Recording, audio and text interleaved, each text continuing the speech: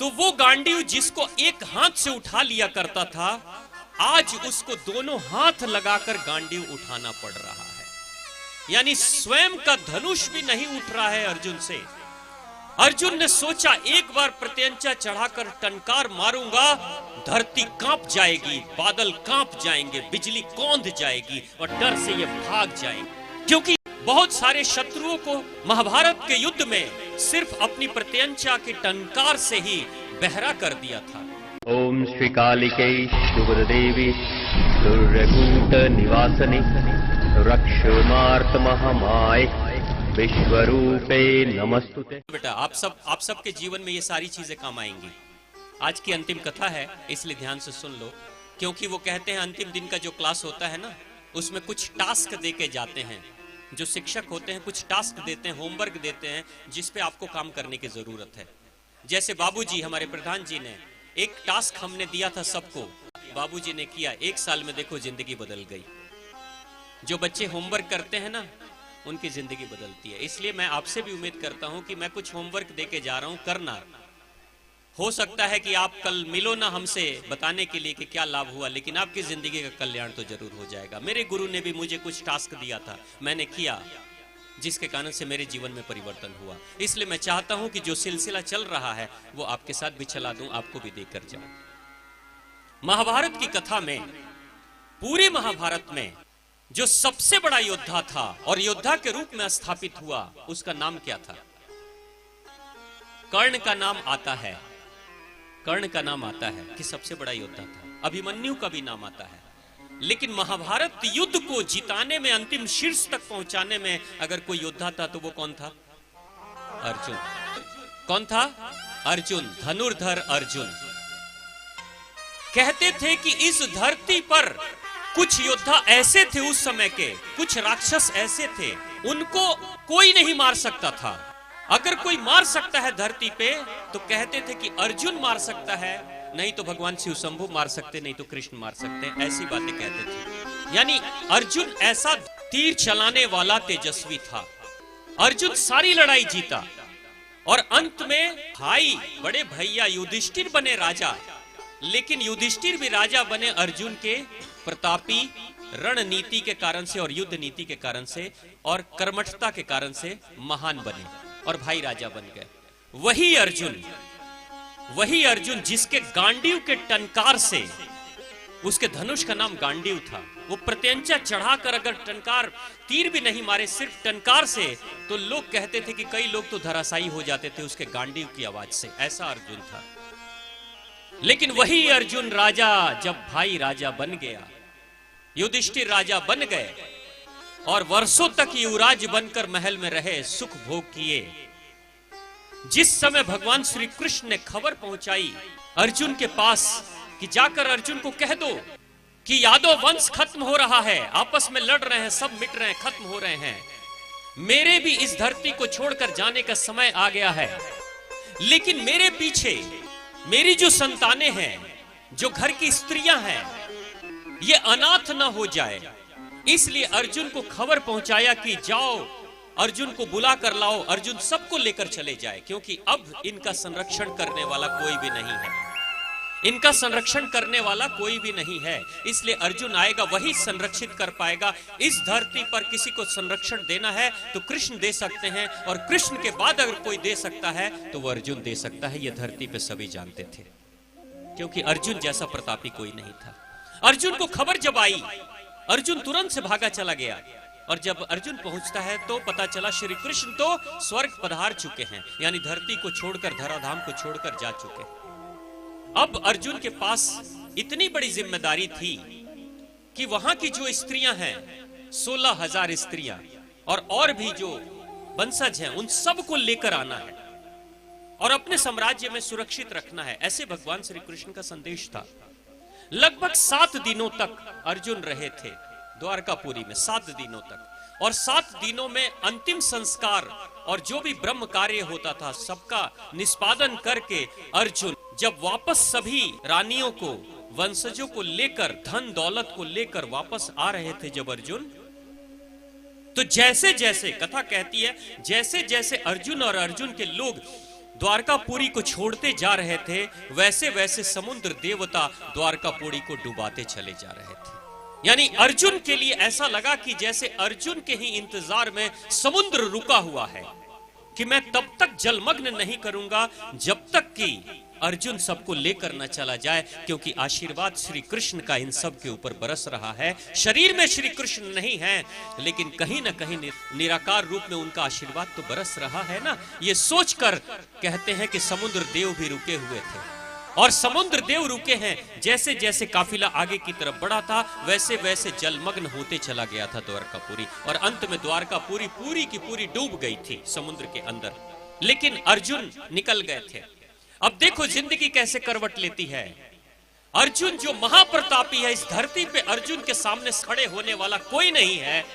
वही अर्जुन जब सभी स्त्रियों को और धन दौलत को लेकर अर्जुन आ रहे थे, जो अर्जुन अपने आप में अनेक अनेक सेनाओं से टक्कर लेने के लिए पर्याप्त थे, अकेले एकमात्र, वही अर्जुन जब आते हैं तो जंगल में कुछ भील, कुछ कोल भील लोग, कुछ लुटेरे आए थे, और अर्जुन के साथ जाती हुई दौलत को देखकर लालच आ गई थी उनको, और उन सब ने योजना बना ली कि चल अर्जुन को मिलकर लूट लेते हैं।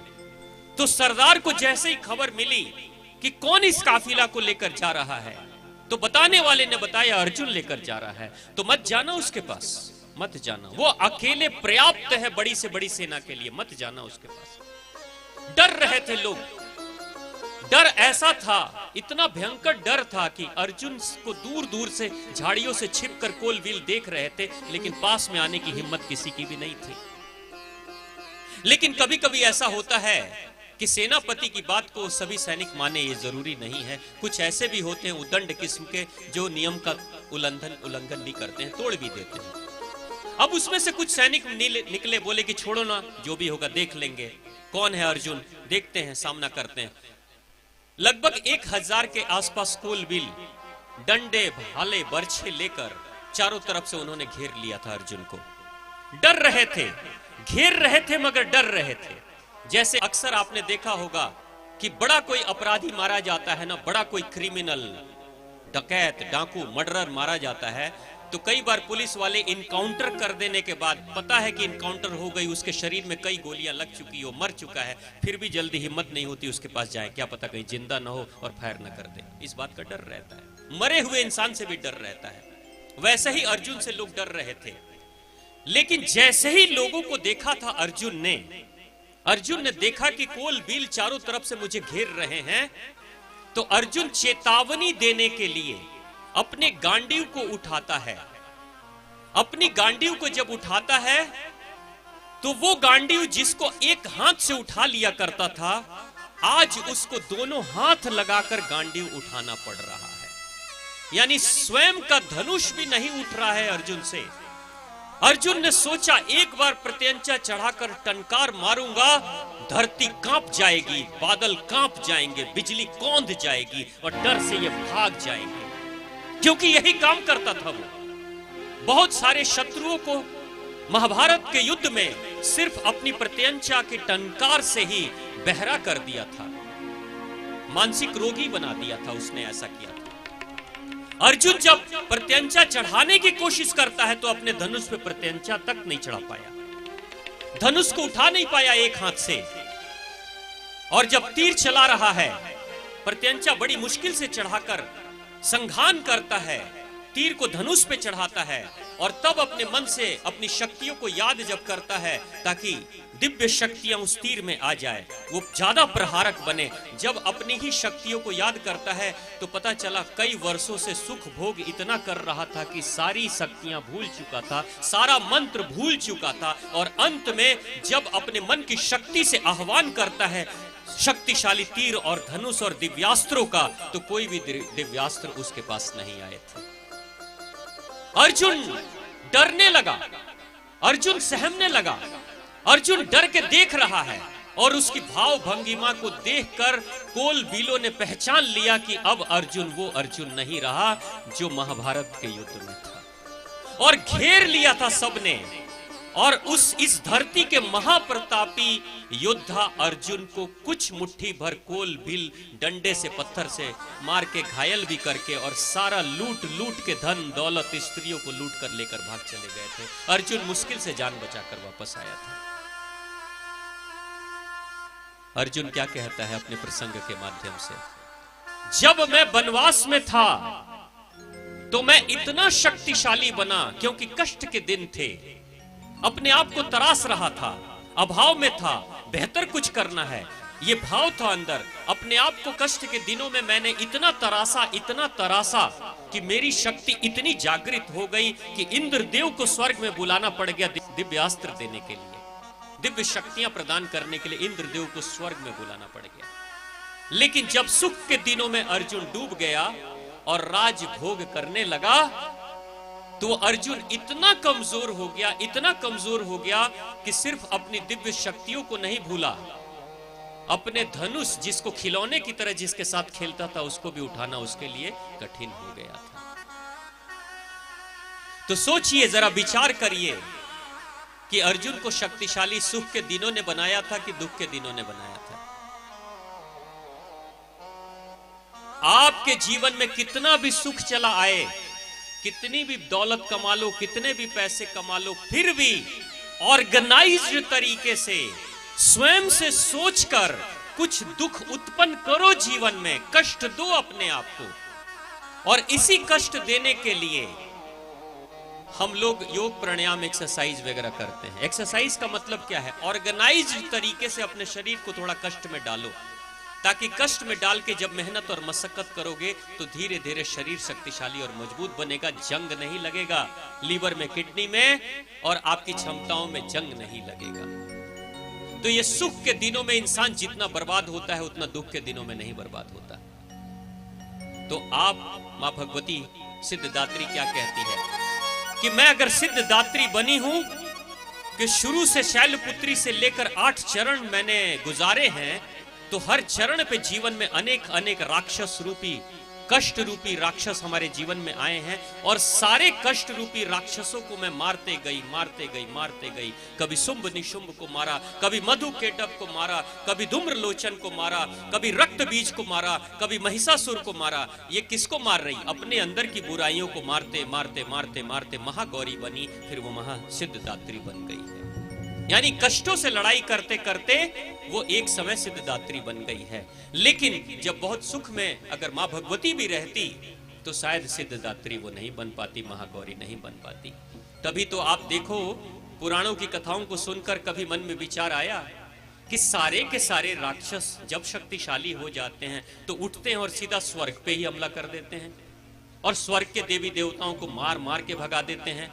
ये स्वर्ग लोग छोड़कर भागकर नदियों में, कंदराओं में, पहाड़ों में छिप जाते हैं और तब मां भगवती को पुकारते हैं, ब्रह्मा विष्णु महेश को पुकारते हैं और तब देवी सत्ताएं आती हैं। उसके बाद से फिर से स्वर्ग को खाली कराती हैं और तब देवी देवता फिर से स्वर्ग में जाते हैं। ये राक्षस नर्क पे क्यों नहीं हमला करते?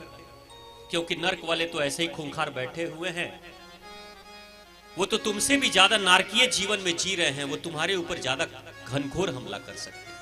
और ये स्वर्ग लोक का मतलब क्या है? ये सारे के सारे देवी देवता हैं, वरुण हैं, इंद्र हैं, शनि है, रुद्र हैं, कुबेर हैं, ये सब स्वर्ग के देवी देवता हैं। लेकिन आपको पता है स्वर्ग में अप्सराएं हैं, नृत्य है, गायन है, वादन है, 56 भोग के मिष्ठान है, खाना है, पीना है, सोना है, नाचना है, सुख भोग करना है। इसलिए इतना सुख भोग करते हैं कि कमजोर हो जाते हैं और कोई एक राक्षस उठता है और कई अनेक देवी देवताओं को भगा देता है और बाद में जब कंदराओं में रहकर दुख झेलकर अपनी शक्ति बढ़ाते हैं, मां भगवती को याद करते हैं, शक्तिशाली हो जाते हैं, तो फिर से स्वर्ग में चले जाते हैं। यानी जिंदगी क्या कहती है कि सुख आपके जीवन को सबसे ज्यादा दुख में डुबाने वाला होता है। इसलिए सतर्क रहना, जब आप दुख को वर्ण करोगे तो आपके अंदर से सिद्धदात्री निकल कर आएगी। तो प्रेम से बोलिए मां आदिशक्ति मां भवानी की जय।